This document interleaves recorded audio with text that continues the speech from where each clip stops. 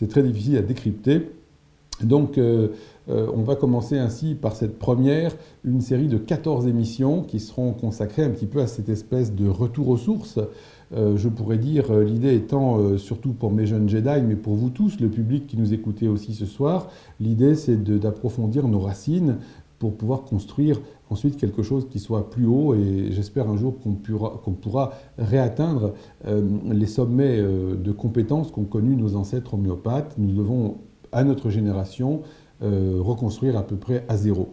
Comme vous le savez, le problème c'est que la transmission clinique a été détruite, on a fait fermer les hôpitaux homéopathiques, vous verrez dans les cours un peu l'historique comment tout ça s'est passé, de sorte que nous devons à peu près repartir à la base. C'est l'objectif de l'enseignement ici sur Planète Homéo pour former cette nouvelle vague de Jedi.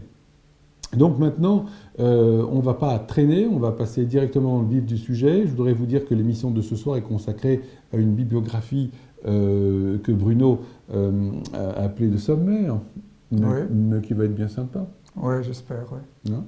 Et en même temps, on va avoir un petit peu ce retour aux sources pour qu'on vous précise un petit peu le contexte, notamment parisien, dans lequel l'homéopathie s'est développée et à partir de là a pu rayonner dans le monde entier grâce à Mélanie. Vous verrez dans un instant qui est Mélanie. Et l'émission de ce soir sera séparée en 4 morceaux. On commencera par cette biographie.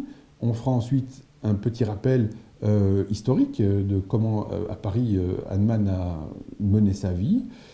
Nous verrons ensuite les sources que tu as utilisées. Ça sera aussi un petit détour passionnant. Et ensuite, nous parlerons de l'avenir avec qu'est-ce qu'on va faire avec tout ce matériel. Voilà. Donc Bruno, si tu es prêt, à moins que tu aies encore un petit mot à dire de ton côté. Ben, je voulais déjà te remercier de m'avoir invité dans votre série d'émissions. Et puis je suis très content d'intervenir sur ton site. Et puis je trouve que c'est bien qu'on intervienne ensemble parce qu'on peut faire un travail complémentaire et ça peut servir à tout le monde. Voilà, lui c'est le gentil et moi ça sera le méchant comme d'habitude. Eh bien on va pouvoir y aller si tu es sur la première diapo. Oui, d'accord. Eh bien c'est parfait, nous y voilà. Donc on va évoquer une biographie sommaire de Samuel Hahnemann. Donc ce sera seulement des points de repère et cette biographie sera faite à partir de 3 écrits principaux. Il y a un écrit de Richard Hale qui a hérité de l'héritage d'Hahnemann en 1920 et qui avait écrit un livre qui s'appelait La vie et l'œuvre de Samuel Hahnemann.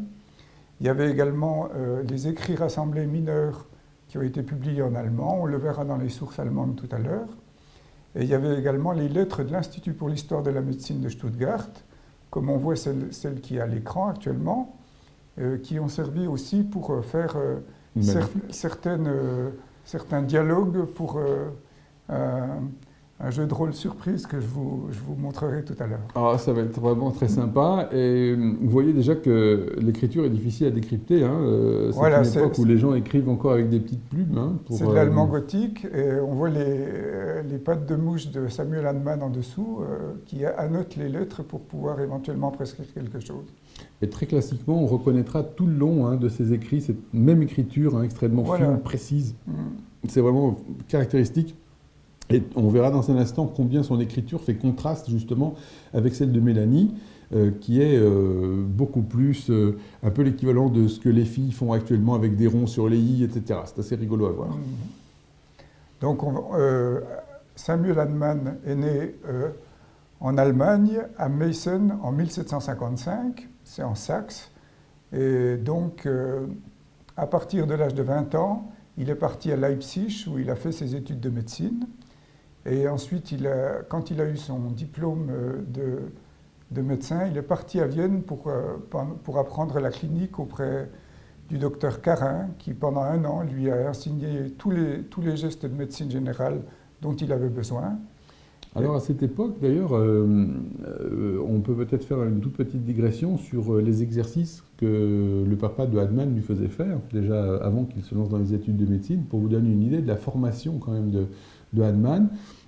Son papa avait une industrie de faïence. Voilà, c'est ça, oui. Et donc on faisait, vous savez, les assiettes avec les fonds dessinés, ou les tasses, etc. Et donc il y avait une très forte activité artistique déjà chez le père de Hahnemann, et qui lui demandait en outre, les après-midi, il lui donnait un sujet de réflexion, religieux ou philosophique si je me souviens, Et le jeune Hahnemann était prié à la sortie de donner sa dissertation le soir en rentrant à son père. Ça fait quand même, ça fait turbiner le cerveau. Hein. Oui, il avait l'habitude de travailler. Ça, il avait l'habitude de travailler. Ouais, vous vous rendez compte que jusqu'à l'âge de 80 ans, il avait l'habitude, donc jusqu'à la fin en fait, de veiller une nuit sur deux de travail. C'est absolument hallucinant et ça vous donne une idée de cette micro-humanité que nous sommes devenus. Donc il est devenu docteur en médecine en 1779 et il s'est marié avec Henriette Tuchler, qui était la fille d'un pharmacien, en 1882. Il a eu avec elle 11 enfants, dont 2 sont décédés. 2 seulement sont décédés. Oui. Parce qu'il n'y a pas eu au moins deux filles Hahnemann qui ont été pas empoisonnées mais assassinées. Alors, moi, ce que je me souviens, c'est de celles qui sont décédées en bas âge, quoi. Ah, décédées en bas âge. Parce qu'il y en a peut-être à l'âge adulte qui n'ont pas vécu longtemps, mais je ne sais pas si Hahnemann était encore vivant à ce moment-là, je ne sais pas. D'accord. Et là, ça, c'est, si j'ai bien compris, donc sa première femme, c'est celle qui est la fille du fameux pharmacien chez lequel il a fait ses débuts de recherche. Hein. Voilà, oui, oui. C'était peut-être pas un canon de beauté non plus, mais par contre, à un moment donné, elle n'en pouvait plus. Hein, elle criait partout que son mari était devenu fou, hein, parce qu'il quittait les sentiers orthodoxes. Oui, d'accord. Mais donc, de plus en plus malheureux avec son travail, il devint par nécessité un écrivain et un rédacteur.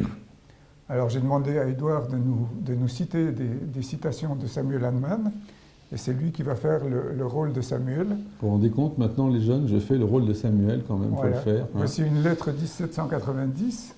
Il décrit ceci: « Je ne peux plus compter sur les revenus de ma pratique médicale. Cela, je le sais après 14 années d'expérience. » C'est terrible. Ouais. Ça veut dire qu'après 14 années, il s'est rendu compte qu'en fait, il ne faisait rien d'autre qu'assassiner ses patients, à coups de saignée qu'on lui avait pratiqué. Enfin, en fait, la médecine se résumait à rien, à part la lancette, quelques drogues bien violentes pour faire vomir et pour aller à la selle. Ils n'avaient rien. Ils avaient très peu de choses, oui. Et voilà donc qu'il a fait une biographie, il en a fait plusieurs, mais il en a fait une qu'il a appelée « Lettre à un médecin de haut rang », qu'il a datée de 1808. Et en fait, il écrit à Hufeland à ce moment-là. Voilà, et à son ami Hufeland qui va finir par le lâcher parce que la révolution que va générer Hahnemann sera telle que peu de gens au début vont vouloir le suivre, c'est bien normal. Hein. Mais dans le fond, vous savez que le Christ a déjà dit qu'on ne met pas du vin neuf dans des outres anciennes, c'est exactement ce qui s'est passé avec l'homéopathie. Et dans cette lettre à un médecin de haut rang que je vous recommande un jour de lire en entier, qui est vraiment magnifique, et il écrit ceci: « Je me fis un cas de conscience de traiter mes frères souffrant d'états de maladies inconnus avec ces remèdes inconnus qui, en leur qualité de substances très actives, peuvent, quand ils ne sont pas exactement adaptés, faire passer de la vie à la mort ou amener des peines nouvelles et des maux chroniques qui sont souvent plus difficiles à éloigner que la maladie primitive. Devenir ainsi un meurtrier ou une personne aggravant la vie de mes frères humains était pour moi la pensée la plus effrayante, si effrayante et perturbatrice pour moi que j'abandonnais complètement la pratique médicale dans les premières années de mon mariage et je ne soignais médicalement presque plus personne pour ne plus nuire et je m'occupais simplement avec la chimie et le métier d'écrivain. » Je m'excuse, mais c'est grandiose quand même. Oui, c'est une belle citation. Et ce qui est intéressant au stade où nous en sommes, c'est de te dire qu'est-ce qui a changé par rapport à l'époque actuelle, qu'on rigole.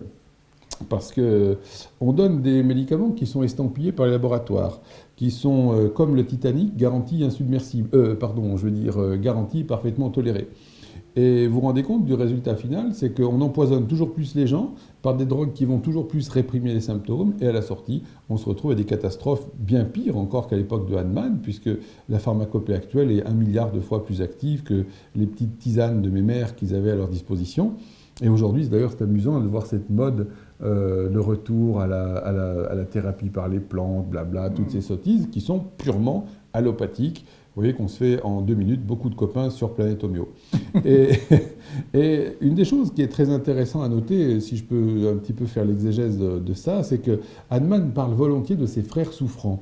C'est que toute sa vie, il a été façonné dans cet idéal de soigner nos semblables et de se dire, mais comment placé devant la maladie de ses enfants, comment je pourrais être le meurtrier de mes enfants? Parce que c'était ça, les saignées. C'était en fait qu'à mesure que vous enlevez le sang des gens, ben, ils peuvent de moins en moins réagir, c'est magnifique, et en apparence, ils ont l'air d'être mieux, c'est tout simplement parce qu'ils ne peuvent plus réagir. C'est la même histoire, si vous donnez de la morphine à quelqu'un qui souffre, en fait, vous bloquez toute réactivité.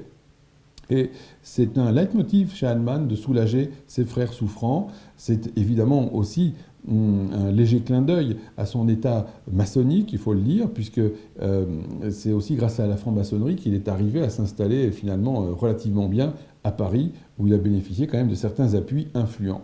Et donc, traiter ses frères souffrants, c'est quelque chose qui va être une idée fixe chez Hahnemann pour arriver à complètement révolutionner la médecine dans le champ de la thérapeutique.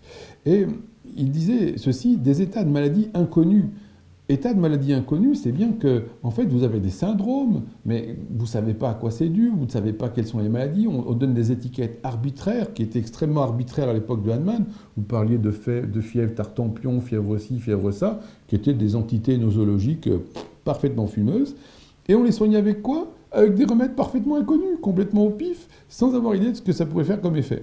C'est donc quelque chose d'impressionnant de voir que finalement aujourd'hui, sous un masque, comment dirais-je, beaucoup plus poli, hein, avec les microscopes, avec les blouses blanches, etc., il n'y a pas vraiment encore eu de changement dans la médecine actuelle. C'est tout ce que je voulais dire sur ce petit développement. Donc Hahnemann commença à pratiquer l'homéopathie vers 1800 à peu près, et il commença à inscrire ses observations dans des livres qui s'appelaient les journaux de malades. Et donc ces journaux de malades, il en a écrit pendant toute sa période allemande, puis ensuite pendant sa période française. On y reviendra plus tard. En 1820, alors qu'il était à Leipzig et qu'il enseignait l'homéopathie à la faculté, il a été attaqué par les pharmaciens pour exercice illégal de la pharmacie, puisqu'il fabriquait et il distribuait lui-même ses remèdes. Et il a perdu son procès. Et donc, il a décidé de partir de Leipzig. Mais voilà ce qu'il disait à peu près en 1820. Les substances médicinales ne sont pas des substances mortes au sens commun. Au contraire, leur véritable essence est seulement spirituellement dynamique, est une pure énergie. Ici, on touche les limitations du vocabulaire de l'époque. La slide suivante va nous le révéler, mais il faut que vous compreniez que des mauvaises langues, en tout cas des gens très mal intentionnés, ont expliqué que l'homéopathie, c'était du spirituel. Il y a même malheureusement des gens qui trouvent leur spiritualité dans l'homéopathie, alors que je le rappelle, l'homéopathie, c'est de la médecine. On est là pour soigner les gens et pas pour construire des délires spirituels. Mais le mot spirituel, ici, est à replacer dans le sens de l'époque, c'est-à-dire qu'Hahnemann veut, par le mot spirituel, donner l'idée que ce n'est plus matériel. On parle aussi, par exemple, de l'esprit de vin. C'est juste pour dire le vinaigre, c'est ce qui se dégage du vin. Et il faut vraiment que vous compreniez que dès cette époque, où Hahnemann, qui est déjà un très grand chimiste, il a mis au point le mercure soluble, qui a été utilisé dans toute l'Europe pour traiter la syphilis. Eh bien, Hahnemann, qui a entretenu aussi une correspondance avec Lavoisier, qui a été remercié en étant guillotiné par les révolutionnaires en France, Hahnemann est le premier à savoir qu'il y a des substances sur un plan chimique et que ce dont nous allons parler et la découverte qu'il a faite pour l'homéopathie, c'est que nous quittons ce plan chimique pour arriver dans un domaine spirituel, entre guillemets, c'est-à-dire de pure énergie. Et ce domaine spirituel, il y est arrivé par l'expérience, c'est-à-dire que il était parti au départ de l'expérimentation des substances à dose pondérale, et par l'expérience, il s'est rendu compte qu'en les diluant et en les dynamisant, les substances conservaient leur énergie et acquéraient des propriétés qu'elles n'avaient pas à l'état brut. Donc c'était vraiment une pure énergie, et une énergie spirituelle en particulier. Et c'est ça qui est très important, je pense, de souligner, c'est qu'en fait, toute la démarche de l'homéopathie, c'est sur le refus de toute théorie. C'est sur le refus de toute conception qui serait forcément étriquée, même par le plus brillant des cerveaux humains. C'est ce qu'on appelle la démarche inductive. Dès lors que vous faites une démarche déductive, c'est-à-dire que vous pensez que vous allez déduire des choses de tel et tel phénomène, et que vous allez croire découvrir que la forme de la fleur va vous dire qu'elle va s'appliquer à la vessie, que la noix, par exemple, que vous allez cueillir, elle a quelque chose qui ressemble sur convolution du cerveau, donc on va le donner pour le cerveau. Toutes ces choses-là, Hahnemann les a complètement jetées pour baser la médecine sur l'expérimentation et sur la méthode purement inductive. Tout à fait, oui. Et donc voilà un extrait d'un article publié en 1825, c'était dans son introduction. Il dit ceci: les dilutions homéopathiques sont si petites, et ça c'est le point de grande discorde, qu'elles se révèlent par l'expérience beaucoup plus que de véritables élévations de leur pouvoir médicinal, mais comme de véritables spiritualisations de la puissance dynamique inhérente, de véritables révélations et vivifications dignes d'étonnement de leur esprit médicinal. En somme, à mesure qu'on prépare les dynamisations, sur le papier, on s'approche du zéro, de la quantité qui n'existe plus, mais en pratique, on se rend compte que c'est capable de libérer une très puissante énergie médicamenteuse. Et Hahnemann le dira ailleurs, en fait, nous allons révéler par ce procédé le potentiel qui était latent sous la forme brute, pesante, matérielle, moléculaire. On va se retrouver vers une dimension qui est en fait rayonnante et énergétique. Donc en 1821, Hahnemann est parti s'installer à Köthen, qui était dans le nord de l'Allemagne. Vous voyez une diapositive de Köthen de l'époque à ce moment-là. Et en 1830, Hahnemann est devenu veuf et il travaillait seul et vivait avec ses 2 filles. Donc ils étaient dans une maison très mal insonorisée et donc la promiscuité était importante. Vous pouvez... pardon. Oui, vas-y. On peut visiter encore aujourd'hui à Köthen la maison. Je crois qu'on est en train de la restaurer parce que Köthen s'est retrouvé sous domination soviétique et la ville est d'un terne grisaillant tel que je l'ai vécu encore en 2001, je crois, quand j'y suis allé. Mais l'appartement était en train d'être refait et c'est toujours très émouvant de visiter ces lieux, bien sûr. Et il faut vraiment que vous compreniez un petit peu le contexte. Bruno va nous le lire. Il va avoir la visite de cette femme somptueuse. Voilà, oui. Donc en 1834, en septembre 1834, Marie-Mélanie d'Hervilly-Goyer, vous voyez, elle va s'appeler Hahnemann plus tard, arrive de France après un voyage d'au moins 3 semaines, puisqu'il fallait à peu près ce temps-là en diligence pour venir.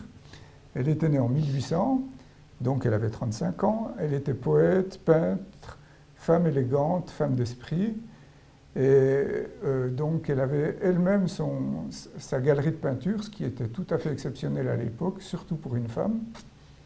Et elle est tombée malade pendant 3 ans, où elle n'a pas pu exercer du tout. Et elle a lu l'Organon dans une traduction française, et ça l'a tellement emballée qu'elle est partie rejoindre Hahnemann à Köthen, pour pouvoir se faire soigner par lui. Alors, une précision, parce que le portrait, je pense, pour nous, est un petit peu difficile à appréhender, mais même par rapport au canon actuel, elle a quand même un visage qui est très joli et régulier. Oui. Et il faut savoir que la trajectoire de cette femme est quand même assez extraordinaire. Je pense qu'on pourrait un jour faire un film là-dessus. Oui. C'est vraiment l'image de cette femme qui sort de son siècle. Elle-même, elle est indépendante, elle porte le nom que lui a transmis Goyer, qui a été un membre du directoire pendant, on va dire, la toute fin de la Révolution, avant que tout ce panier de crabes soit viré par Bonaparte. Mais Goyer était quelqu'un d'extrêmement connu sur le plan politique. Et Goyer avait déjà un âge certain, pour ne pas dire un certain âge, et elle était, on va dire, d'une grande intimité avec Goyer, de sorte que Goyer a fini par lui transmettre son nom, ce qui n'était déjà pas le premier nom venu à l'époque en France. Et donc dans cette vie qui était la sienne, remarquablement indépendante, elle a toujours eu le chic pour avoir une attirance pour les mecs un peu plus vieux. Hein. Ça, c'est possible. Voilà. Ouais. Mais bon... Elle aimait les vieux. Ça, voilà. C'est bien possible. Oui. Alors, mesdames... Alors voilà, un portrait de Hahnemann par Mélanie. Il date de 1835. Et ce qui est caractéristique dans ce portrait, déjà, on voit qu'elle utilise beaucoup de couleurs sombres, ce qui est inhabituel pour les portraits de l'époque. Et donc, elle a quand même un très joli coup de pinceau. Et en plus, c'est pratiquement le seul portrait d'Hahnemann où on voit Hahnemann sourire, parce qu'il a souvent un air fermé et sérieux dans les portraits habituels. Et imaginez qu'en 1835, il avait quand même 80 ans, et il ne fait pas du tout ses 80 ans sur ce portrait-là. Voilà. Donc, je vous avais dit qu'ils étaient dans une promiscuité importante avec ses filles dans la maison où ils vivaient, Et donc, rapidement, une liaison sentimentale s'est installée entre Samuel et Mélanie. Et le seul moyen pour communiquer entre eux était de s'écrire des lettres pour pouvoir parler. Alors, on a eu la chance de pouvoir récupérer ces lettres à l'Institut de l'histoire de la médecine de Stuttgart. Et je vais vous laisser découvrir un petit jeu de rôle avec Édouard et une de ses amies pour faire les rôles de Samuel et Mélanie. C'est parti. Première lettre de Mélanie. Croyez en votre sentiment intime qui vous fait m'ouvrir les bras avec cette pure tendresse que je mérite et que personne n'a le droit de vouloir me ravir. Je mets ma volonté entre vos mains, à vous pour toujours. Voici la deuxième lettre. Samuel lui dit, je n'ai jamais rien tant aimé que vous, et nous nous aimerons jusque dans l'éternité. Dieu vous a envoyé à moi pour mon bonheur. Sans doute, je ne puis plus vivre, restez toujours avec moi, il faut que nous soyons époux. Quand vous m'avez dit, vous en repentez-vous, et que je vous ai répondu jamais, quoi qu'il en puisse arriver, ce que vous avez répété vous-même. Quoi qu'il puisse nous arriver maintenant, vous êtes pour toujours l'époux de ma pensée. Je vous donne ma foi et je vous jure amour et fidélité éternelle. On peut remarquer quand même qu'Hahnemann possédait parfaitement le français et ils avaient quand même un langage, les deux, qui était quand même extrêmement précis et poétique quand même. C'est tout à fait remarquable et il faut vraiment vous rendre compte que, en fait, Hahnemann a fait connaissance de Mélanie quand elle est arrivée, après son voyage en diligence, elle était déguisée en homme pour ne pas avoir de mauvaises rencontres dans le voyage. Et donc, vous imaginez la transformation, il y a un garçon qui arrive, et à la sortie, on voit arriver une splendide pépé parisienne, vêtue à la dernière mode. Paris était à l'époque le centre du monde, le centre de la mode notamment, et vous imaginez le pauvre Hahnemann qui était reclus dans son Köthen, qui était quand même...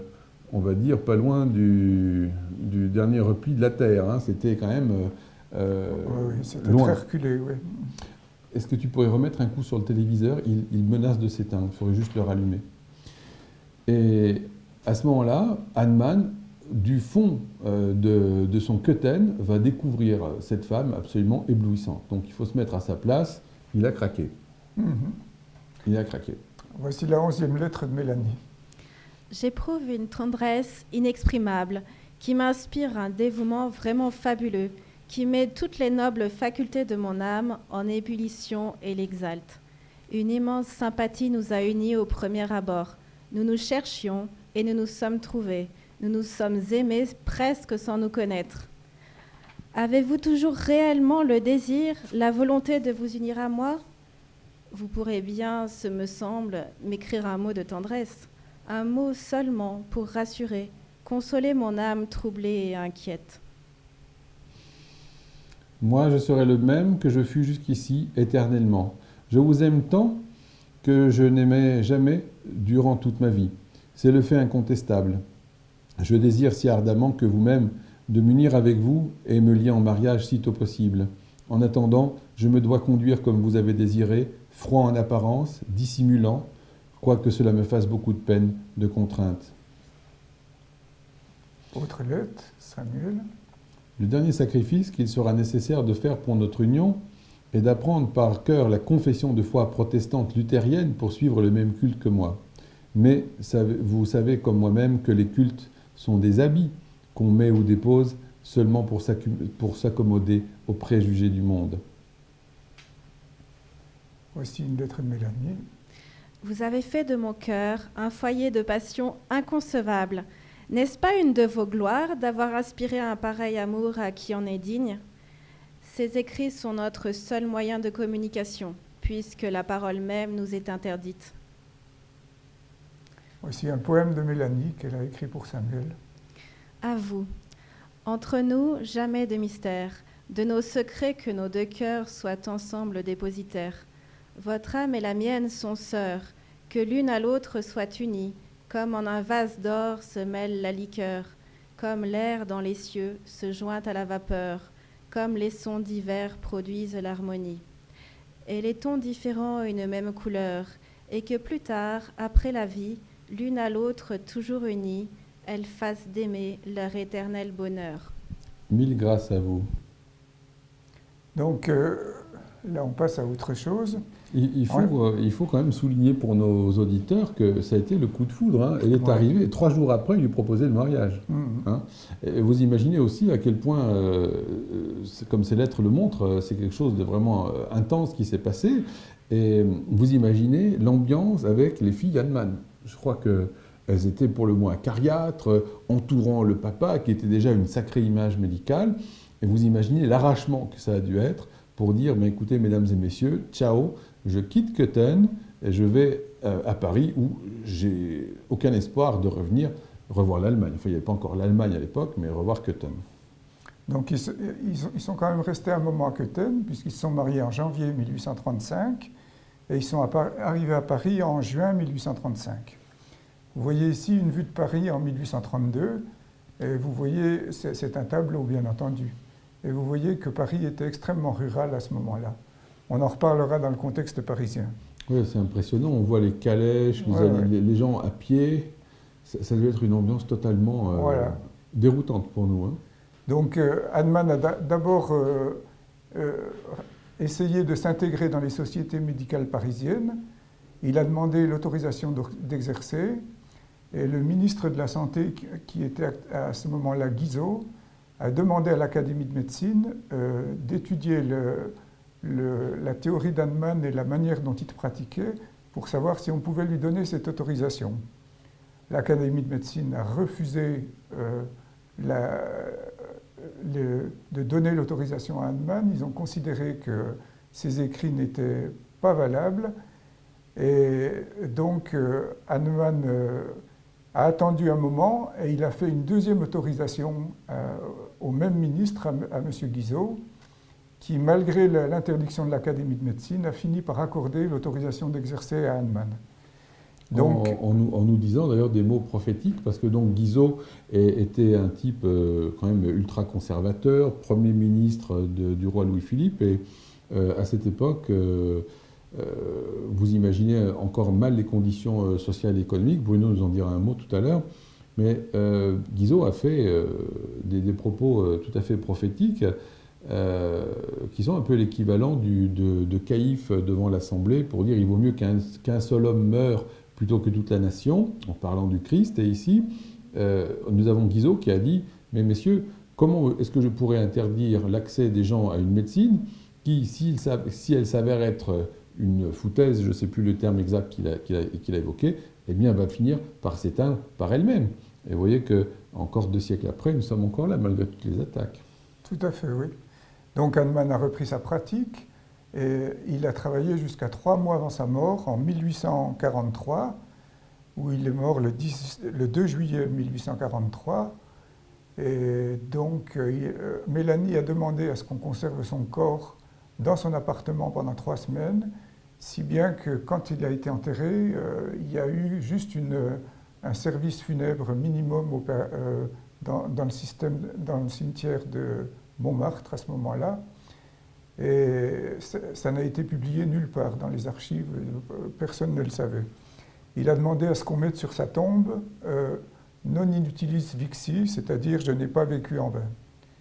Et c'est seulement plus tard, au début du XXe siècle, je crois que la sépulture d'Hahnemann a été transférée au Père-Lachaise, où elle est toujours là-bas. Et elle était normalement, enfin Mélanie était enterrée avec lui. Alors je pense que oui, Mélanie a dû rester à la case départ, la pauvre. Ah oui. Donc on va passer à la deuxième partie de l'exposé pour parler un peu du contexte de la vie parisienne de Hahnemann quand il était à Paris. Et donc, si vous voulez, vous voyez ici la première daguerréographie, c'est l'ancêtre de la photographie, qui montrait une vue en 1838 de Paris. Donc là, c'est un peu plus parlant que le tableau qu'on a vu auparavant. La période entre 1835 et 1843, qui est la période dans laquelle a exercé Hahnemann, était une période de stabilité politique importante. C'était la monarchie de Juillet, sous Louis-Philippe. Et donc, voici donc, la boîte d'Hahnemann juste avant qu'il meure, là, qui se servait pour ses urgences médicales.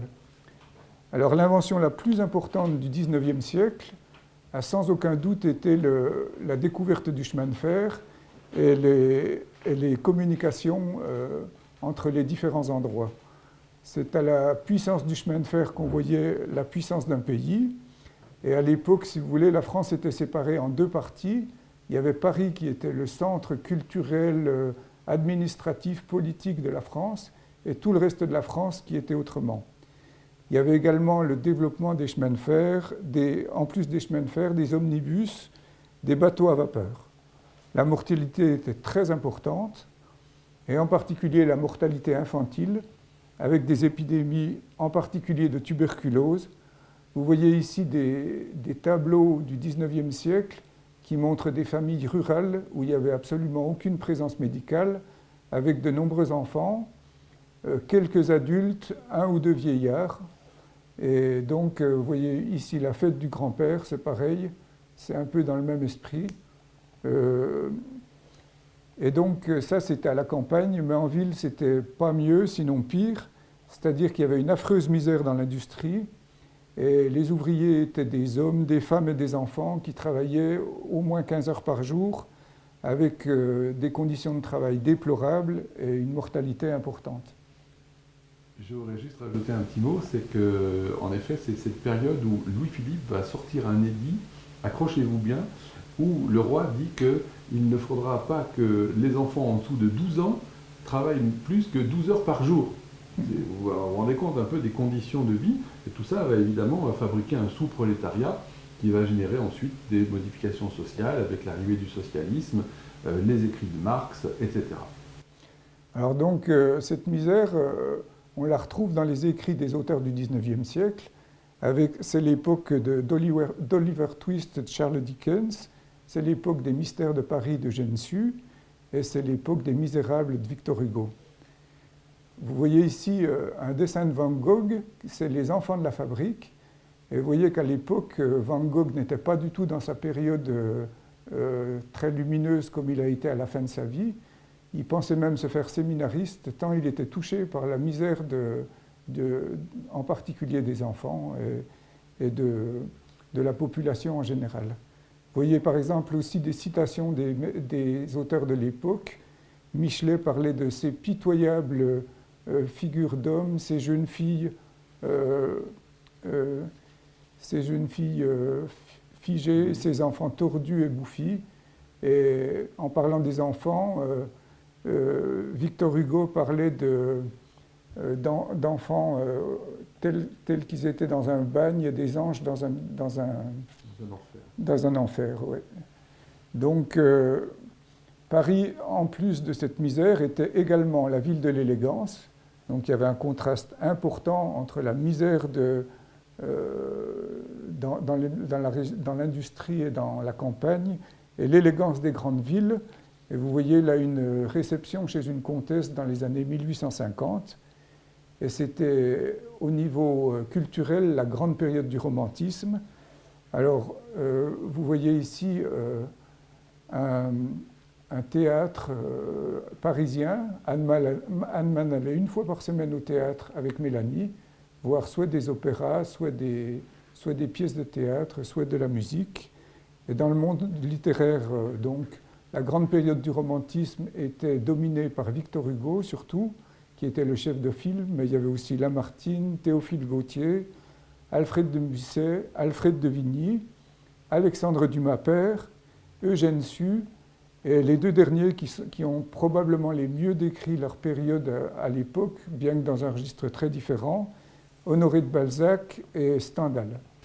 C'était un véritable foisonnement quand même de gens brillantissimes, de gens d'une érudition, d'une culture invraisemblable. Et le tout, c'est vrai, avec déjà une misère très importante des classes inférieures, c'est-à-dire qu'on n'avait pas encore inventé la dictature sur les classes moyennes.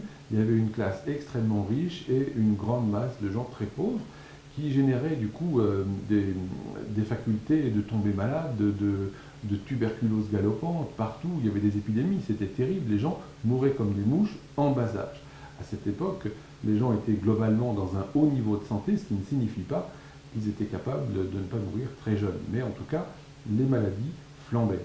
Et ça a été une chose très importante de comprendre que, à mesure qu'on a pu établir une amélioration des conditions sociales et économiques, du niveau de vie des gens, progressivement, ces épidémies se sont mises à régresser et, à tort, bien sûr, l'allopathie nous a fait croire que le traitement brillant de la tuberculose avait fonctionné ou les mesures prophylactiques comme le vaccin, mais en réalité, vous verrez que la courbe de ces maladies s'est largement cassée la figure bien avant les mesures sacro-saintes de la médecine classique. Donc ce sont des choses qui sont très intéressantes à étudier et Bruno va nous rappeler tout ça. Oui, alors dans les épidémies qu'a traité Hahnemann pendant sa pratique, il a bien sûr traité des épidémies de grippe, mais il a également traité une épidémie de typhus en 1813 ou 1814 d'une façon très brillante pour l'époque. Et il a traité des épidémies de choléra, enfin, il a travaillé sur le choléra et il a publié sur le choléra en 1831, alors qu'en 1832, il y a eu une épidémie particulièrement meurtrière de choléra à Paris et à Londres. Et les homéopathes qui ont eu la chance de lire les écrits d'Hahnemann ont pu secourir leurs patients d'une façon assez efficace. Il y avait le docteur Quinn en particulier qui a fait un travail excellent pendant cette période-là et qui a consulté Hahnemann également. Justement, à ce sujet, vous savez sans doute mes expériences à Haïti, où j'ai pu avoir la chance de traiter directement les cas de choléra et de voir les résultats absolument fulgurants de l'homéopathie sur ces maladies graves. Ce que j'aimerais vous dire, c'est que dans cette épidémie de typhus de 1813, c'était lié évidemment aux guerres napoléoniennes qui ont quand même ensanglanté l'Europe, mais ce n'était pas très grave. Comme vous le voyez, c'était à l'époque une démographie qui est comparable à celle du Maghreb actuellement, où les jeunes sont là pour faire de la chair à canon, donc on y allait joyeusement pour s'étriper, et bien entendu avec les cortèges d'épidémies qui galopaient derrière. Et Hahnemann, dans cette étude à laquelle fait référence Bruno, Hahnemann avait donc soigné à peu près une centaine de patients, et sur la centaine de patients, il en a perdu un seul qui était un vieillard déjà atteint de nombreuses maladies par ailleurs et qui a malheureusement décédé de son typhus. Mais pour vous donner une idée, la mortalité du typhus, c'était facilement 30-40% à l'aise. Et déjà, les résultats sont tels qu'aujourd'hui encore, quand on a les allopathes allemands qui regardent cette étude et qu'on ne peut pas contester pour sa véracité, ils sont juste complètement étonnés de dire mais qu'est-ce qui s'est passé? Est-ce que c'est le fait de leur donner du sucre? Non. Est-ce que c'est le fait de leur donner à boire? Non. Donc il s'est passé quelque chose. Et pareil pour le choléra, et ça c'est la chose absolument magnifique de l'homéopathie, c'est que quand Hahnemann s'est fait décrire les symptômes du choléra asiatique qui commençait à arriver en Europe, il a déterminé qu'il y avait 3 drogues principales qui ressemblaient à l'infection, qui sont donc cuprum, camphora et veratrum-alba. Camphora, c'est le camphre. Et vous vous rendez compte que la précision mathématique ici de Hahnemann avec l'homéopathie est telle qu'on a pu prévoir les traitements qui conviendraient à une pathologie avant même de l'avoir vue. C'est un petit peu comme en astronomie, Le Verrier a décrit l'orbite de Neptune, sans qu'on ait jamais eu à chercher ailleurs la planète que d'après le calcul. C'est exactement la même chose. Donc ça vous donne une idée de ce que c'est que l'homéopathie. C'est enfin introduire des mathématiques et de la rigueur dans la médecine, chose qui n'existe pas à l'heure actuelle. Et donc les succès de l'homéopathie ont été tels à cette époque qu'en fait il y a eu une pénurie du camphre en France. Il a fallu se battre pour avoir son camphre qui jouait un rôle vraiment protecteur dans le choléra. C'est assez impressionnant, mais il faut s'en rappeler. Alors j'aimerais ajouter quand même que Hahnemann était très en avance sur les concepts hygiéniques de son temps, et aussi bien dans le typhus que dans le choléra que dans d'autres épidémies, les conseils hygiéniques étaient extrêmement précis et très utiles à appliquer. On en reparlera sur un exposé séparé vis-à-vis de ça.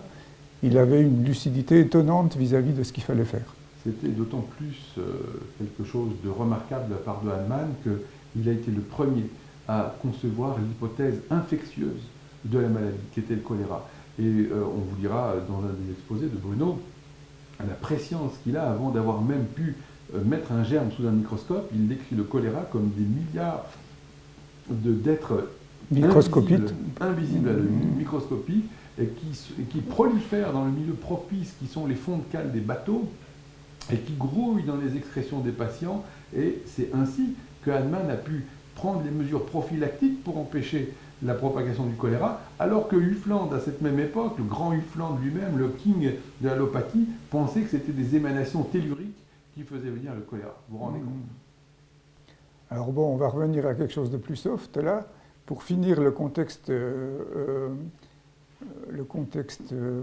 culturel de l'époque, c'était aussi la grande époque du romantisme dans le monde musical. Il faut quand même le rappeler parce que les auteurs de la période entre 1835 et 1843 étaient Chopin, Paganini, Liszt, Mendelssohn, Rossini, Schumann, Wagner et Berlioz. Donc une grande prolifération culturelle avec des musiciens brillants. Voilà pour la deuxième partie de cet exposé. On va passer maintenant à l'étude des sources, qui est un chapitre qui permet de savoir, un peu par rapport à ma démarche personnelle, ce qui m'a conduit à continuer à approfondir les écrits d'Hahnemann pour pouvoir les utiliser. Donc les premières sources auxquelles que j'ai pu consulter avec bénéfice, c'est les sources anglaises. Pourquoi les sources anglaises? Parce que c'est les plus abondantes au niveau quantité et c'était les meilleurs marchés au niveau marché, puisqu'elles ont été diffusées par les auteurs hindous et malgré les prix d'importation, on avait des prix hors de concurrence pour des bibliothèques entières, des collections entières. Donc, des collections très accessibles, mais parfois mal reliées, parfois un petit peu abîmées, mais ce n'est pas bien important. Ce bouquin... Le flacon pourvu qu'on ait l'ivresse. Voilà. Donc ce bouquin-là est un bouquin vraiment très intéressant. C'est un bouquin qui a été écrit en 1850 par De John, qui était un homéopathe brillant anglais. Et De John a traduit de l'allemand la plupart des écrits mineurs d'Hahnemann. Et il a fait des traductions fidèles et critiques pour certains écrits, avec des critiques qui restent encore valables, ce qui n'est pas beaucoup le cas de beaucoup d'auteurs. Et en particulier, il a fait des critiques pertinentes dans l'esprit de la doctrine homéopathique, qui était un article d'introduction de la matière médicale, qui était vraiment très élaboré, mais qui méritait certaines critiques qui ont été dites. Et donc c'est un écrit qui rassemble beaucoup d'écrits mineurs d'Hahnemann sans qu'ils y soient absolument tous. Mais c'est un écrit intéressant. En effet, il faut que les gens comprennent que nous réclamons ce retour aux sources pour que, de façon urgente, les gens cessent de courir à droite et à gauche sans avoir la moindre boussole, en croyant qu'ils vont arriver à trouver un résultat en tâtonnant dans l'obscurité. Hahnemann nous a légué une telle œuvre que c'est d'abord elle qu'il faut simplement étudier, ainsi que finalement fait n'importe quel étudiant en chimie ou en physique, il apprend les ouvrages de ses prédécesseurs.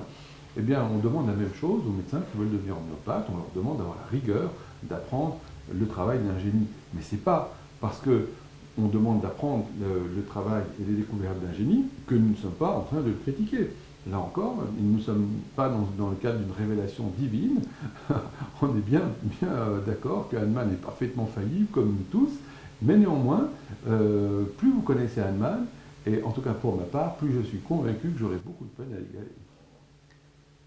Donc, autre écrit d'homéopathie, celui-ci a été écrit par un Américain à la fin du XIXe siècle. Et donc, il y a une biographie et des lettres de patients vis-à-vis de Hahnemann, mais la biographie comporte de nombreuses erreurs, ce n'est pas très important. Et les lettres sont par contre précieuses parce qu'on les retrouve nulle part ailleurs. Ces lettres, je présume, devaient figurer dans les journaux, comment tu appelles ça, dans les journaux de malades, tu veux dire? Dans les journaux de malades, je pense. Et c'est Richard Hell qui les a enlevés pour garder que les textes allemands. Ce qui fait qu'aujourd'hui, on essaye de faire la marche arrière, de reconstituer Mais il a pu même recueillir les témoignages de patients d'Hahnemann qui vivaient encore à la fin du XIXe siècle, voilà, et qui avaient été soignés par lui entre 1835 et 1840 à Paris. Ce qui est donc riche d'enseignements. Voilà, tout à fait. Alors ça, c'est la photo de Kent, qui était un très grand homéopathe américain, comme vous le savez. Et c'est le premier répertoire que j'ai utilisé, parce qu'il était toujours aussi bon marché par les sources hindoues, et parce que ça me permettait de comparer les notes répertoriales d'Hahnemann dans les journaux de malades avec les notes répertoriales du répertoire de Kent. Et là aussi, si vous voulez, les comparaisons étaient vraiment très riches, puisque les notes répertoriales d'Hahnemann étaient très riches et souvent proches, parfois identiques, parfois moins importantes que les rubriques de Kent. À cet égard, peut-être qu'on peut simplement faire une petite remarque sur qu'est-ce que les Indiens font ici. En fait, je crois que peut-être on l'abordera dans un des cours avec Bruno, mais le développement de l'homéopathie en Inde a été fulgurant après la guérison d'un Maharaja. Et disons que les Indiens ont su s'approprier vraiment cette doctrine qui fait intervenir justement à un niveau quelque chose qui est d'énergie, et une notion à laquelle je crois tout l'Orient est familiarisé, au contraire d'un Occident, je dirais, qui est resté à cette espèce de division cartésienne et de complète folie avec le corps d'un côté et l'esprit de l'autre. Et donc l'homéopathie connaît toujours une très forte implantation en Inde, où 2 milliards de gens se font soigner par l'homéopathie, où des hôpitaux homéopathiques existent, où dans le cursus médical, vous avez une année de tronc commun, et ensuite vous choisissez le type de médecine que vous voulez apprendre, ce qui est simplement remarquable, et c'est finalement tout ce qu'on demanderait à voir ici. Oui, en précisant quand même qu'en Inde, il y a beaucoup d'homéopathes qui ne sont pas médecins, en plus des médecins formés comme ça. Notamment le fameux Sankaran. Ah oui, c'est bien possible. Absolument, oui. Il était réparateur de bicyclette. Oui, oui. Donc, Kent donc, exerçait à la fin du XIXe siècle. Ça, c'est un répertoire homéopathique qui date des années 90 à peu près, ou du début des années 2000. C'est un répertoire américain, refondu dans différents chapitres, avec de l'américain actuel, pour que ce soit plus utilisable. C'est un répertoire qui est pratique. C'est la deuxième source que j'ai utilisée pour comparer les sources des rubriques homéopathiques répertoriales d'Hahnemann. Il y a quelques erreurs dans le répertoire, mais il est d'assez bonne qualité dans l'ensemble. Ouais. Son seul reproche pour Murphy, c'est qu'il a changé toute la structure du répertoire en gardant tout par ordre alphabétique, ce qui est assez déroutant. Voilà. Et il a l'inconvénient de ne pas citer les sources de ses compléments, ce qui est un autre problème. Ouais, je crois. Mais là, nous parlons déjà en tant que spécialiste chiant des bouquins d'homéopathie. Alors, la troisième source que j'ai utilisée par rapport aux notes répertoriales, c'est le répertoire de Van Zandvoort. Alors, Van Zandvoort, c'est un homéopathe hollandais qui a fait un répertoire en 2 parties. Je sais bien. Oui. Il a fait un répertoire en anglais en 2 parties. Et l'avantage de son répertoire, ce n'est pas le seul, hein, c'est que les rubriques répertoriales sont rapportées à leurs auteurs. Et donc, bien entendu, il n'avait pas les journaux de malades pour pouvoir intégrer les notes répertoriales qui sont dedans.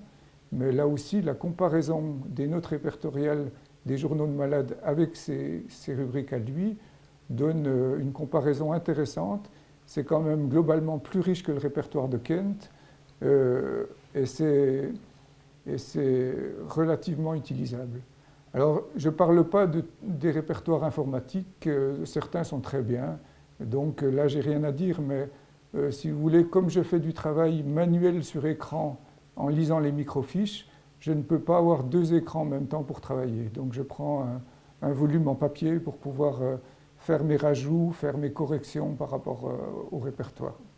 Là, évidemment, pour ceux qui me connaissent, avec mes antécédents répertoriaux, je réagis toujours. Le point de vue de Bruno est celui d'abord de l'historien, bien sûr, pour comparer les rubriques, et il va nous apporter un enrichissement considérable. Le mien est celui du clinicien, et vous savez les réserves que j'ai quant à l'usage de ces répertoires qu'ils ont supposé être le plus complet possible. Bien sûr, ça n'a pas grand sens. Ils ont beau être peut-être 50 fois plus complets que le répertoire de Kent, la question intéressante c'est est-ce que nous avons des résultats 50 fois meilleurs que Kent? Évidemment. D'accord. Mais et c'est là l'intérêt, c'est que les sources sont là, Oui. quand elles sont fiables, et pour ça vraiment c'est un remarquable travail qui a été fait, et je ne peux surtout pas le critiquer, mais vous comprenez que mon rêve c'est plus celui d'un clinicien que d'avoir la totalité de tout ce qui a été jamais écrit, bien sûr. Oui, mais et il faut quand même aussi relativiser les sources, parce qu'effectivement, quand on connaît les auteurs, on sait que certains auteurs sont fiables et d'autres ne le sont pas. Donc là aussi, ça c'est un vrai problème. Alors on va passer aux sources françaises. Alors là, je vais peut-être être un petit peu caustique, mais je vous dirais que dans l'ensemble, elles ne sont pas indispensables ou complètement oubliées. Ça me fait plaisir, pour une fois, c'est pas moi. Bon, d'accord. Alors là, voici 4 éditions de l'Organon. Si vous voulez, vous avez la 2e édition traduite par von Brunhoff, qui était un des disciples de Hahnemann, qui l'a traduit dans les années 1820, et c'est probablement cette édition-là qu'a eu Mélanie. C'est une édition de traduction littéraire, pas littérale, donc elle est un peu critiquable, mais elle est quand même pas mal. Il avait une bonne connaissance de l'allemande.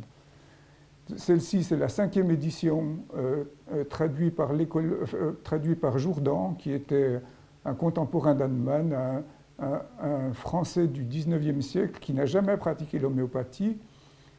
Sa traduction est relativement fiable, mais là aussi, ce n'est pas une traduction scientifique. Donc elle est incomplète, il y a des tas de choses à corriger. Et ces 2 éditions-là, celle de droite et celle de gauche, sont soi-disant les 6e éditions de l'Organon. Alors vous avez à gauche celle de Marie-Claire Roy, qui a édité à partir de l'édition de Richard Hell de 1920, et l'édition de Pierre Schmitt, qui est également éditée à partir de cette édition-là. On sait que ce ne sont pas les éditions originales de la 6e édition, et ces traductions sont dans l'ensemble très interprétatives et ne méritent pas d'être conservées. Alors ici, je plaiderais un tout petit peu pour Schmitt quand même, qui a introduit beaucoup de schmittitude dans son texte, parce que le docteur Schmitt a été quand même un brillant homéopathe, et il avait un côté, dans notre jargon, on dirait avoir besoin du remède qui s'appelle platinum metallicum, c'est-à-dire qu'il y a une espèce de développement de l'ego, de besoin d'utiliser des noms ronflants, etc. Et c'est à partir de cette traduction que je me suis lancé dans les cours pour commenter l'Organon, et je me suis rendu compte malheureusement qu'il faut revoir la traduction qui est très interprétative par endroits. Mais globalement encore. Par contre, l'autre, ici, effectivement, alors là, comment il s'appelle l'auteur? Marie-Claire Roy, mais c'est complètement oublié. C'est une catastrophe, je crois qu'il n'y a pas d'autre façon de le dire, c'est une pure catastrophe, parce que, en somme, à peu de choses près, Hahnemann, nous ne le savions pas, était pluraliste, il avait lui-même des actions dans le laboratoire Boiron, et c'est tout à fait remarquable. Ce n'est même plus la traduction, je pense que ce livre est un véritable scandale, parce que c'est juste, à mon sens, de la pure manipulation pour conforter, pour faire parler les morts et conforter aujourd'hui la dérive française du pluralisme, c'est-à-dire prescrire beaucoup de médicaments à la fois, à travers cet ouvrage qui est vraiment rien d'autre qu'une falsification. D'accord. Comme ça, ce soir, elle aura chaud. Alors là c'est les éditions que j'ai pu obtenir des maladies chroniques. Donc vous avez ici la première édition qui a été traduite par Beagle, qui a une très mauvaise traduction. Je ne peux pas vous dire autrement, mais c'était la seule qu'on possédait de la première édition de l'Organon, des maladies chroniques. Je me permets d'interrompre le bon Bruno, pardonne-moi, mais pour ceux qui ne connaissent pas encore l'homéopathie, qui nous suivent ici, c'est que Hahnemann a publié pour ce qui est de la pratique médicale, 2 livres qui sont satellites ici, l'Organon, que malheureusement les médecins n'ont pas lu, et les maladies chroniques, qui est encore moins lu et connu, dans lequel il va décrire tout le développement intellectuel, toutes ses recherches pour arriver à éradiquer et guérir les maladies chroniques, chose que seuls les homéopathes sont en mesure de faire aujourd'hui. Et donc ces maladies chroniques sont en somme à considérer comme le satellite quand l'organon était publié, il y avait une nouvelle révision des maladies chroniques et réciproquement, c'était mon petit grain de sel. Très bien. Bon, donc, en fait, les maladies chroniques comportent deux parties. Une partie théorique qui théorise sur les maladies chroniques et qui donne la manière de les soigner, et une partie qui retrace la matière médicale des remèdes homéopsoriques, c'est-à-dire la matière médicale des remèdes de l'Absor, qui sont les remèdes les plus importants pour traiter les maladies chroniques selon Hahnemann. Là, vous avez deux éditions de la deuxième édition des maladies chroniques, une publiée à partir de la traduction de Jourdan et corrigée par l'école belge d'homéopathie. C'est très besogneux à lire, pas très intéressant. Vous avez ici la traduction de Pierre Schmitt qui est présentée d'une façon plus attrayante peut-être, mais très interprétative, avec des raccourcis et des ajouts qui ne correspondent pas à l'édition de la deuxième édition. Bref, je pense que c'est à oublier également. Alors là, ça fait partie des matières médicales publiées au XIXe siècle. Jourdan a publié les siennes, mais je ne les citerai pas parce qu'elles ne sont pas très intéressantes. Par contre, Léon Simon était un contemporain d'Hahnemann qui a été à son école, qui a travaillé avec lui, et lui et son fils ont publié une matière médicale qui est regroupée à la fois la matière médicale pure qui a été publiée en 6 volumes et les maladies chroniques. Donc sur le principe, c'était plutôt bien. La traduction était plutôt fiable, quoique incomplète. Et donc le problème, c'est que ces ouvrages sont des ouvrages qui n'ont jamais été republiés et qui sont très difficiles à utiliser tels qu'ils sont actuellement. Les sources allemandes sont meilleures, il n'y a rien à faire. Juste un mot avant que nous continuions, c'est que pour là encore une petite précision terminologique, les pathogénésies, comme vous voyez le nom ici, veulent dire littéralement la façon de fabriquer les maladies. C'est-à-dire que l'homéopathie vous montre que pour explorer de façon rationnelle les propriétés des agents médicamenteux, des médicaments, il est important de savoir de quelle façon ils peuvent provoquer des troubles, quelle est la maladie artificielle qu'ils peuvent générer, et ce, à travers une multitude de constitutions différentes pour avoir une idée du tableau le plus complet possible des propriétés de la drogue chez les êtres humains. Et vous voyez ici cette immense chose sur le plan moral, c'est que c'est nous les humains qui expérimentons sur nous pour avoir toute la richesse des symptômes qu'on va colliger, et ensuite, grâce à ces données, on peut soigner les animaux et les plantes. Et donc ces recueils de pathogénésie sont vraiment la base de ce que nous nommons la matière médicale, là-haut, la matière médicale qui est finalement l'ensemble de nos munitions pour traiter les maladies. Tout à fait d'accord, c'est important. Alors on va passer aux sources allemandes.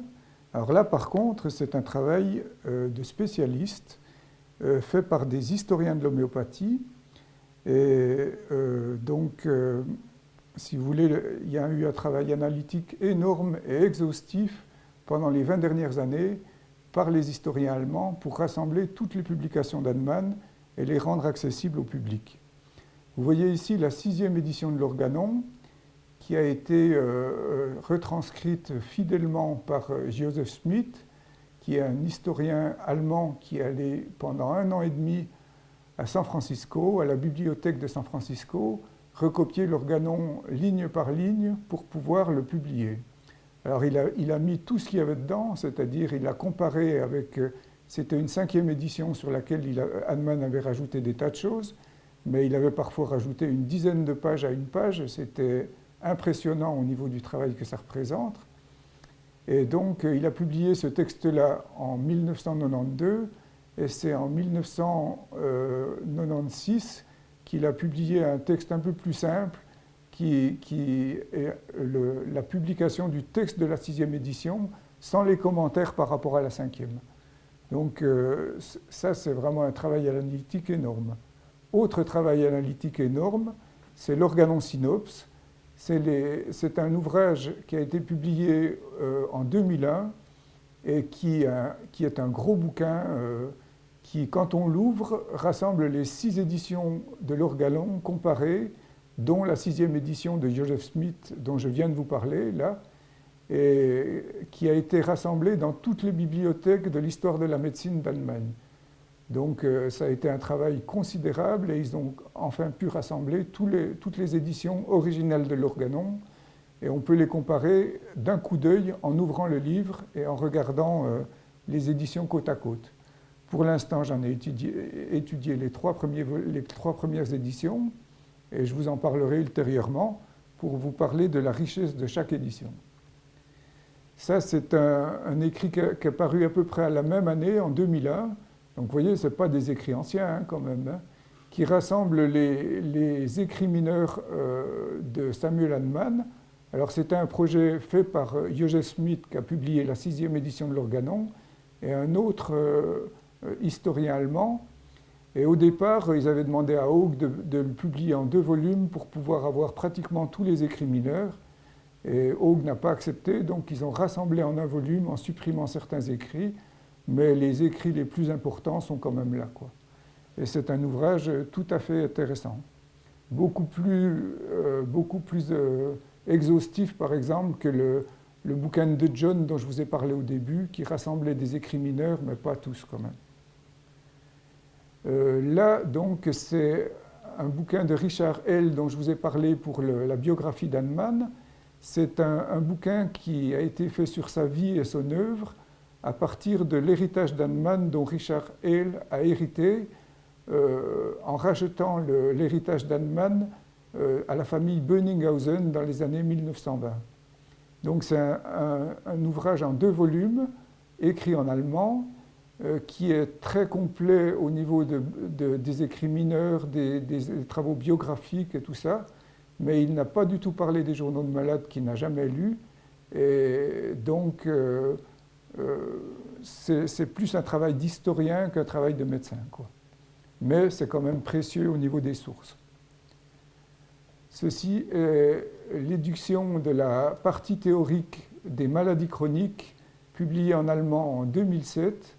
Et la première édition des maladies chroniques en allemand avait été passée aux oubliettes, plus personne ne la connaissait, en particulier Pierre Schmitt et puis le docteur Grégoire qui ont travaillé sur la 2e édition des maladies chroniques dont je vous ai parlé tout à l'heure en français, ne connaissaient pas la première édition des maladies chroniques. Et là, ils ont mis en 2 couleurs les textes des 2 éditions pour les comparer d'un coup d'œil en lisant le texte. Et donc c'est un ouvrage qui est paru en 2007 et c'est vraiment un ouvrage sur lequel je travaille actuellement et qui est très intéressant pour connaître la partie théorique des maladies chroniques. Autre écrit qui est paru en 2007 également, c'est la matière médicale rassemblée de Samuel Hahnemann. Vous savez que Samuel Hahnemann a publié 2 sources principales de matière médicale. Donc il y a eu la matière médicale pure qui a été publiée en 6 éditions successives entre 1816 et 1830, et la matière médicale des remèdes homéopsoriques qui a été publiée entre 1825 et 1839. Et en plus, il y avait certaines archives qui n'avaient pas été encore bien utilisées, qui étaient des pathogénésies de remèdes expérimentés par les élèves d'Hahnemann et par Hahnemann lui-même, qui ont été remises dans ces écrits-là. C'est les archives de Staff, qui était un des contemporains d'Hahnemann, qui avait rassemblé certaines pathogénésies, en particulier Antimonium tartaricum, Cantharis, d'autres. Et il y a même également la matière médicale latine d'Hahnemann, publiée en 1805, qui a été reprise pour les remèdes qui n'ont pas été repris dans les matières médicales suivantes. Donc un ouvrage relativement récent, mais exhaustif sur la matière médicale d'Hahnemann. Un tout petit point s'impose pour ceux qui nous écoutent aussi et qui sont en train de dire mais c'est quoi ces deux-là? Ils sont médecins et ils sont en train de faire des recherches sur des textes médicaux qui datent de 1800, 1813, etc. Qu'est-ce qu'on en a à foutre? Et bien justement, il faut que vous compreniez, pour ceux qui ne sont pas encore vraiment dans le bain de l'homéopathie, que la médecine actuelle continue à s'acharner, à courir un peu comme le ferait un poulet à qui on a coupé la tête.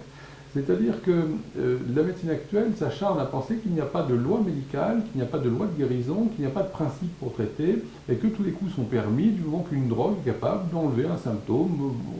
C'est tout ce qu'on demande à l'industrie, et c'est surtout tout ce que l'industrie demande aux médecins, à savoir de prescrire ce qu'on leur dit de prescrire.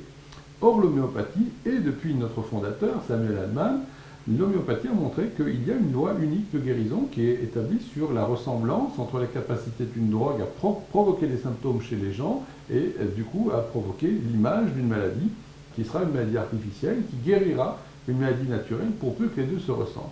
Voilà le grand principe, on va dire, de base de l'homéopathie qui n'a jamais pu être justement démenti depuis tout le temps. Et ce qui est magnifique, c'est de vous dire que toutes ces observations, toutes ces expérimentations restent parfaitement d'actualité parce qu'il n'y a pas 50 manières d'exprimer le fait que vous avez une douleur dans la région du cœur et qui irradie dans l'épaule gauche. Et toutes ces choses-là sont malheureusement encore perdues et il nous faut les rassembler, les regrouper, les traduire éventuellement, les incorporer dans nos répertoires, les étudier pour être toujours de plus en plus précis dans nos prescriptions. Et donc un petit peu de la même façon que les écrits de Newton datent de 1745, eh bien ici on a des écrits qui datent de 1815 et qui reposent sur quelque chose d'intangible parce qu'une fois que la vérité est découverte, elle n'est pas périssable, elle est vraie en tout temps, en tout lieu, pour tous les hommes et c'est ce qui se passe avec l'homéopathie dans la médecine. On a enfin des lois qui sont impérissables pour traiter les gens. Et donc, on a également publié les journaux de malades d'Hahnemann. Alors, il y en a deux volumes qui ont été publiés dans la série française. Et ils ont donc été publiés en bilingue, en français et allemand, avec le 5e volume qui a été publié il y a au moins une quinzaine d'années et dont la traduction était très approximative, alors que le 2e volume a été publié il y a quelques années, et là la traduction était plus fiable, et en particulier on avait pu rassembler les lettres qui se rattachaient à certaines observations qui étaient attachées au volume dans l'édition du départ, quoi, en fait. Bon, donc la série allemande comportait 38 volumes. Le premier volume de la série allemande a été perdu. La série française comportait 18 volumes. Le premier volume de la série française a été perdu. Et la bibliothèque de l'Institut pour l'histoire de la médecine de Stuttgart, que vous voyez ici en photo, a rassemblé tous les écrits de Hahnemann, les journaux de malades, en particulier la série allemande là-haut et la série française ici. Et donc, ces écrits sont encore utilisables et sont disponibles sur microfiches, ces microfiches de la série française que j'ai acquis au début des années 90. Donc, il est quand même important de savoir, en plus de toutes ces sources, comment elles sont revenues à nous. Et je voulais vous parler un peu du devenir des écrits, de tous ces écrits d'Hahnemann. Donc, en ce qui concerne la matière médicale pure, elle a été publiée en 3 éditions du Vivant d'Hahnemann, les maladies chroniques en 2 éditions, comme je vous l'ai dit. Et grâce à cette matière médicale rassemblée de 2007, l'ensemble des pathogénésies publiées par Hahnemann a été rassemblé. Celle-ci, on l'a depuis peu de temps. En ce qui concerne les maladies chroniques, elles ont été publiées du temps d'Hahnemann également, mais pratiquement personne n'avait fait la comparaison entre les 2 éditions de ces maladies chroniques sur la base théorique des maladies chroniques. C'est chose faite depuis 2007. En ce qui concerne l'organon lui-même, alors là, ça raconte un peu l'histoire de l'homéopathie et c'est quand même important de savoir un peu d'où vient ce texte fondamental de Hahnemann. Si vous voulez, Hahnemann est mort en 1843 et Mélanie a conservé la 6e édition de l'organon qu'il avait publiée en 1842 dans ses tablettes à elle. Et elle a gardé cette édition originale de l'organon et personne n'a pu la lire du vivant d'Hahnemann. Et en 1870, comme la commune était en France et l'invasion allemande se profilait, tous les écrits sont partis à Darup en Allemagne dans la propriété de Bönninghausen. Alors tous les écrits, ça veut dire la 6e édition de l'organon, tous les journaux de malades et surtout ça, quoi.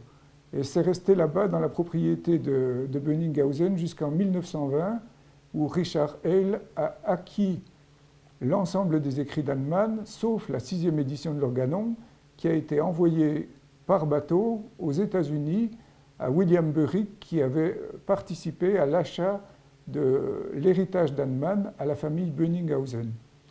Donc cette 6e édition originale de l'Organon est restée non publiée et non lue jusqu'au début des années 90, où donc Joseph Smith est allé à San Francisco, a relu entièrement le texte d'Annemann. Vous voyez par exemple le travail qu'il a pu faire sur les écrits. C'est écrit en allemand gothique, tout est rapporté dans l'écrit qu'il a fait, y compris les ratures, les rajouts, enfin c'est un travail énorme, quoi. Il a quand même mis 18 mois à le transcrire, c'était quand même considérable. Et donc après il a publié en 1896 une édition plus purifiée de la 6e édition de l'Organon, qui est plus facile à étudier pour soi, quoi. C'est absolument remarquable de se dire qu'en fait, il y a eu un gap énorme, pratiquement de 90 ans, entre la mort de Annemann et la redécouverte en fait, de ce 6e Organon. Il faut savoir qu'en fait, bien sûr, ce n'est pas un secret, la réalisation de ce 6e Organon. Mais en fait, quand Mélanie s'est retrouvée veuve, elle a cherché à le vendre au plus offrant, ou plus précisément à faire monter les enchères le plus haut possible. Et elle était à ce moment-là en contact avec le docteur Hering de Philadelphie, qui était un des grands disciples de Annemann, un des premiers, et qui a introduit l'homéopathie aux États-Unis. Et les prix exorbitants qu'a demandé Mélanie n'ont jamais pu être rassemblés par l'école américaine, ce qui fait que finalement, au bout de compte, vous voyez, cette affaire a créé un gap de pratiquement une centaine d'années. Alors, vous mesurez aujourd'hui la situation grave de l'homéopathie dans ce qui est de la formation des médecins homéopathes. Ils apprennent sur des résumés d'une génération à la suivante. Personne ou presque ne leur a jamais cité l'Organon. Très peu d'entre eux ont ouvert l'Organon. Et quand ils ouvrent l'Organon, la question est quel est l'Organon qu'ils ouvrent? Eh bien, le 6e Organon qu'on a actuellement en français, traduit par Pierre Schmitt, est vraiment une traduction pour le moins bizarre. Et donc tout le travail reste à faire de sortir un Organon enfin propre à l'aube du XXIe siècle. C'est juste impressionnant le travail qu'il nous reste à faire. Et donc, vous voyez l'Organon Synops dont je vous ai parlé tout à l'heure, qui n'a été publié qu'en 2001. Et là, on peut faire un travail, c'est un travail analytique énorme qui a été fait. Il reste à en faire la synthèse, et ça, c'est un autre travail. Donc, en ce qui concerne les journaux de malades d'Annemann, donc il a commencé à écrire ses journaux de malades quand il avait, en 1800. Donc, une des premières choses qu'il a fait quand il a repris sa pratique médicale à Paris, c'est de récupérer ses journaux allemands.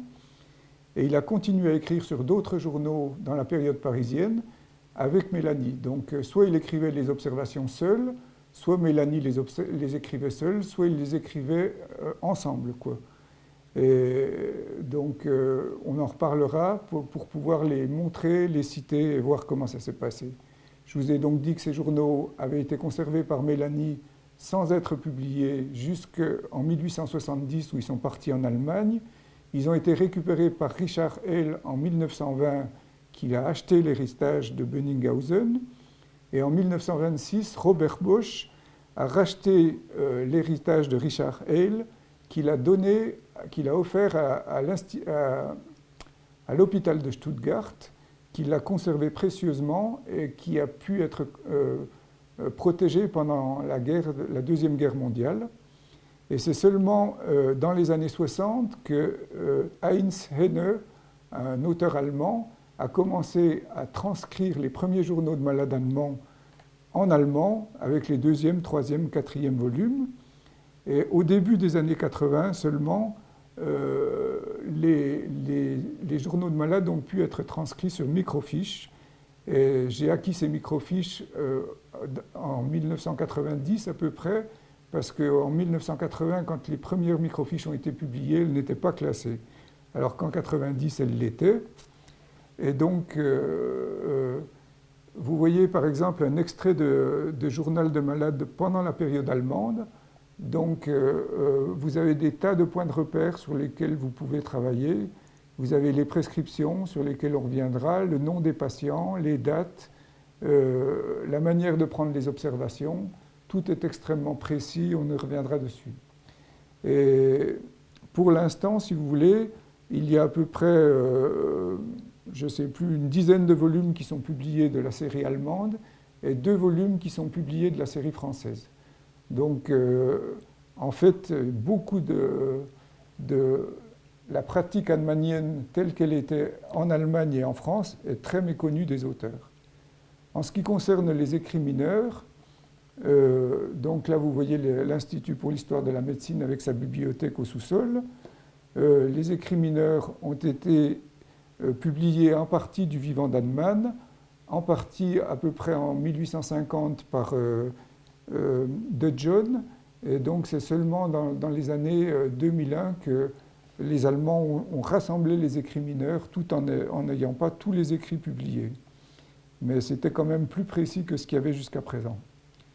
Et donc en conclusion générale et provisoire, il y a des tas de lettres non publiées qui se rapportent aux journaux de malades qui méritent d'être réintégrées pour donner la précision des observations et en même temps la fiabilité des écrits, puisqu'on voit que par la transcription des lettres, Hahnemann ne fabulait pas quand il parlait de ses patients, c'était vraiment ce qu'il disait exactement.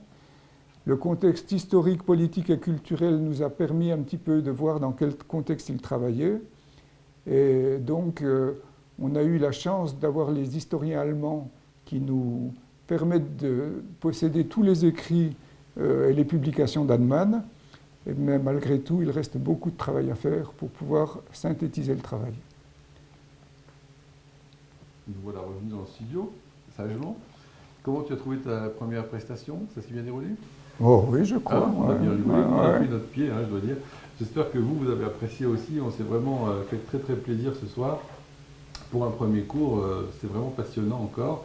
Nous voici maintenant finalement avec le paysage qui est précisé. Vous savez sur quelle matière Bruno travaille, de quelle façon admirable il est capable de se plonger dans tout ça. Et je vous prie de croire que c'est des années de travail, puisque ça fait combien d'années que tu travailles dessus maintenant, Bruno?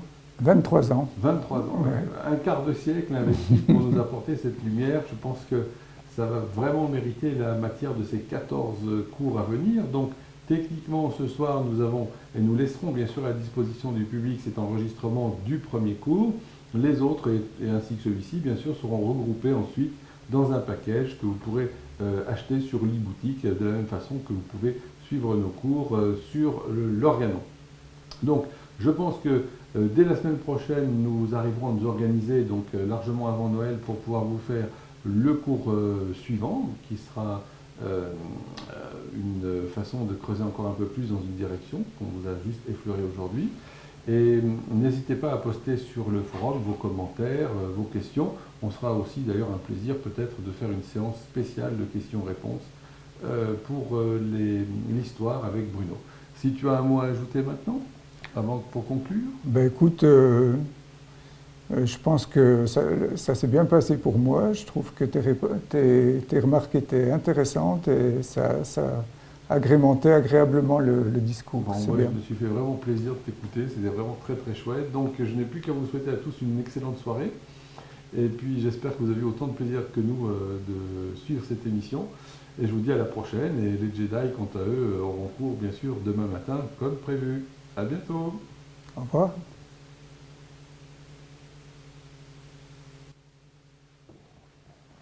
Ça va? Ça allait pour toi? Super. Bon, bah c'est bien.